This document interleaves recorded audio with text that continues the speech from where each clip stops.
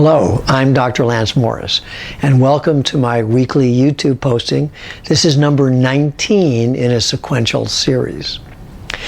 In developing my plane skydiving out of the body technique, I discovered that for me, the only body position that worked was on my back.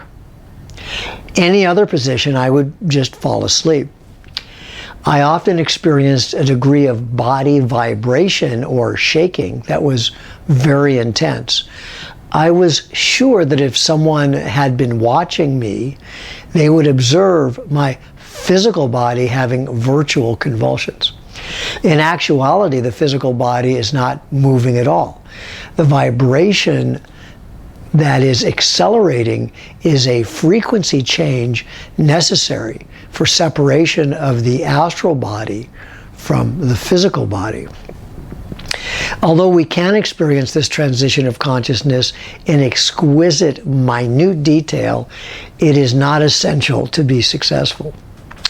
As I shared last week, generally, if I felt the sensation of free fall in my imagination as indistinguishable from actual free fall, I would be able to separate my consciousness from my body shell. During one of my OBEs, out of body experiences, something grabbed me by my ankles and flipped my astral body over, so it was now face down in my physical body. Whatever was holding me started pulling my astral body upwards and backwards. I turned around and saw two large bony claws pulling me into a black hole. My feet had already vanished. I felt fear and panic and braced myself with my hands against the rim of the hole and fought to stop this entity from succeeding in pulling me into the hole. With a significant struggle, I won and found myself shaken but awake in my physical body again. I had no idea something like this could happen. I was sure that if this entity had prevailed, it would have either killed me or possessed me.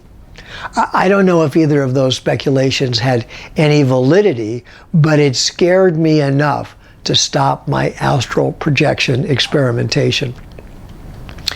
I was confident that mastery of the transition between waking and sleeping was still important in relation to mastery between the transition between life and death.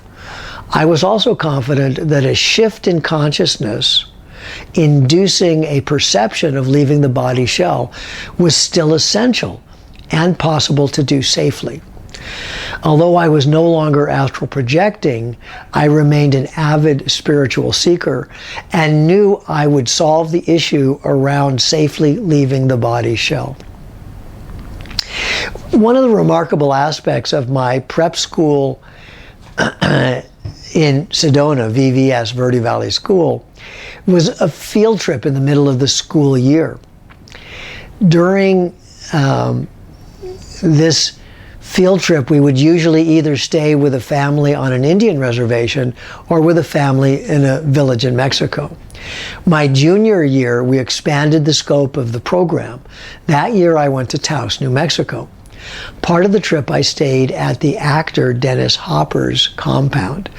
Dennis was just finishing editing his 1971 movie, The Last Movie. I spent my days with him and his editing crew.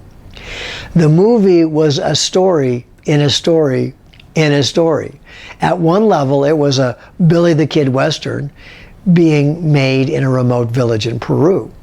At another level, it was a movie following the film crew behind the scenes. At a third level, it was a movie following the local indigenous people watching the filming of the Western and then what they did after the filming crew left. In this third segment, Dennis Hopper's character stays in the village watching them role play making a movie. The movie moves seamlessly between these various levels and time intervals, so the viewing audience struggles with exactly what is happening and when. The last movie never saw screen time in the US, but it did receive critical acclaim and awards in the European market. The fundamental theme of the movie posits the question, what is reality? And how do we accurately identify it? It is a complex, thought-provoking, and brilliant expose. Not coincidentally, I just attended a John Lodge Moody Blues concert. And at the end of the song, Nights in White Satin, is Graham Edge's poem, Late Lament. Breathe deep the gathering gloom. Watch light fades from every room.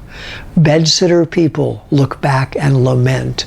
Another day's useless, energy spent. Impassioned lovers wrestle as one. Lonely man cries for love and has none. New mother picks up and suckles her son. Senior citizens wish they were young. Cold-hearted orb that rules the night removes the colors from our sight. Red is gray and yellow white, but we decide which is right and which is an illusion. A reflection on the relative nature of reality and how individual perception influences it. Please join me next week when I introduce you to Peter Hurkos. Don't forget to subscribe, like, and share.